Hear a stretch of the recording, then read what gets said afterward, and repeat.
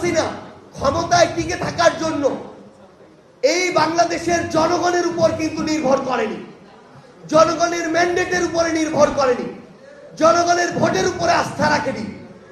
খুনি হাসিনা এই বাংলাদেশে ক্ষমতায় সর্বশেষ সময়টিতে টিকে ছিল আমলাতন্ত্রকে ব্যবহার করে, প্রশাসনকে ব্যবহার করে, এবং জনগণের সাথে রাজনীতির যে একটি সম্পর্কে দূরত্ব তৈরি হয়েছিল, জনগণের সাথে সরকারের যে একটি দূরত্ব তৈরি হয়েছিল, সেটি বাংলাদেশের জনগণ এই অভ্যুত্থানে প্রমাণ করে দিয়ে খুনি হাসিনাকে দেশ ছাড়া করেছে। কেউ যদি অবৈধভাবে 1 টাকা উপার্জন করে আমরা তার বিপক্ষে দাঁড়াবো, কিন্তু আপনি বৈধভাবে উপার্জনের পথ যদি তাদেরকে না দেন, এটাও আপনাদের জায়গা থেকে সংকীর্ণ মানসিকতার পরিচয়।